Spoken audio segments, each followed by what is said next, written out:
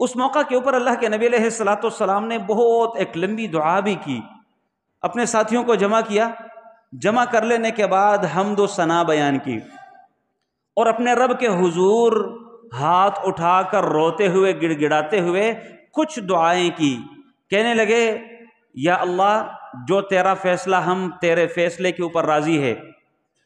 یہ جو ہمیں زخم پہنچے ہیں یا اللہ یہ تیری طرف سے تقدیری فیصلہ ہے، ہم اس کے اوپر راضی ہیں۔ یا اللہ جسے تو گمراہ کر دے اسے کوئی ہدایت نہیں دے سکتا، اور جسے تو راہ راست پہ لے کر آئے اسے پھر کوئی گمراہ بھی نہیں کر سکتا۔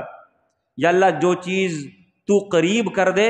اسے کوئی دور نہیں کر سکتا، اور جس چیز کو یا اللہ تو دور کر دے اسے کوئی قریب کرنے والا نہیں ہے۔ یا اللہ جو چیز تو دے اسے کوئی چھین نہیں سکتا، اور جو چیز تو چھین لے کوئی دینے والا نہیں ہے، کوئی دے نہیں سکتا۔ یا اللہ جسے تو زندگی عطا کرے اسے کوئی موت نہیں دے سکتا، جسے تو موت دے اسے کوئی زندگی نہیں دے سکتا۔ یا اللہ ہم تجھ سے سوال کرتے ہیں، تجھ سے دعا کرتے ہیں کہ ہماری دنیا بھی بہتر کر دے، ہماری آخرت بھی بہتر کر دے۔ یوں ایک لمبی دعا پیارے پیغمبر علیہ الصلوۃ والسلام نے دعا بھی کی، اور شہداء کے ورثاء کو اسی دعا کے اندر تسلی، تشفی اور دعا اور خیر کی برکتوں کی دعا بھی کر دی تھی کہ یہ میرے رب کی طرف سے کیا ہوا ایک فیصلہ تھا، میرے رب کو منظور تھا، لہٰذا ہم اب اس میں کچھ بھی نہیں کر سکتے، میرے رب کا معاملہ یہی تھا۔ اور یہی ایک مومن کی شان ہونی چاہیے۔ پیارے پیغمبر علیہ الصلوۃ والسلام کے پاس جب کبھی ایسی کوئی خبر آتی، جب کبھی ایسا کوئی معاملہ سامنے آتا، تو اللہ کے نبی علیہ الصلوۃ والسلام کہتے قدر اللہ وما شاء اللہ فعل، یہ میرے رب کی طرف سے ایک تقدیری فیصلہ تھا، اور میرا رب جو چاہے وہ کر گزرتا ہے۔ اور یہ جو ایمان ہے، کسی بھی مومن کے ایمان، کسی بھی مومن کے پاس ایمان انتہائی ایک قیمتی اثاثہ ہے۔ جب بندے کو یہ یقین ہوتا ہے کہ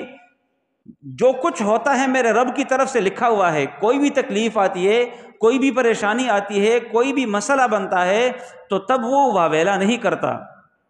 اسے یقین ہوتا ہے کہ یہ میرے رب کی طرف سے کیا گیا فیصلہ ہے، اور اسی میں میرے لیے بہتری ہے۔ مومن اللہ تعالیٰ کے کیے ہوئے فیصلوں میں حکمتوں کو تلاش کرتا ہے، اللہ تعالیٰ کی طرف سے کیے ہوئے فیصلوں میں بہتری اور خیر کو ڈھونڈتا ہے کہ میرے رب کی طرف سے میرے متعلق جو یہ فیصلہ کیا گیا بظاہر نقصان ہے، تاوان ہے، تکلیف ہے، مشکل ہے، اس میں ضرور میرے رب کی طرف سے کوئی نہ کوئی خیر اور بھلائی موجود ہے، کیونکہ اللہ تعالیٰ اپنے بندوں کا برا کبھی بھی نہیں سوچتا، بھلا ہی سوچتا ہے۔ بظاہر نقصان ہوتا ہے،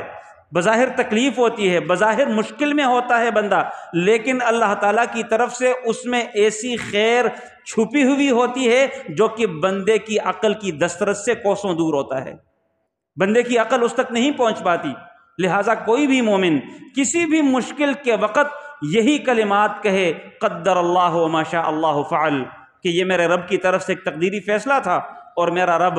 جو چاہتا ہے وہ کر گزرتا ہے۔ اس کے بعد پیارے پیغمبر علیہ الصلوۃ والسلام میدان کو چھوڑ کے مدینہ طیبہ کی طرف تشریف لا رہے ہیں۔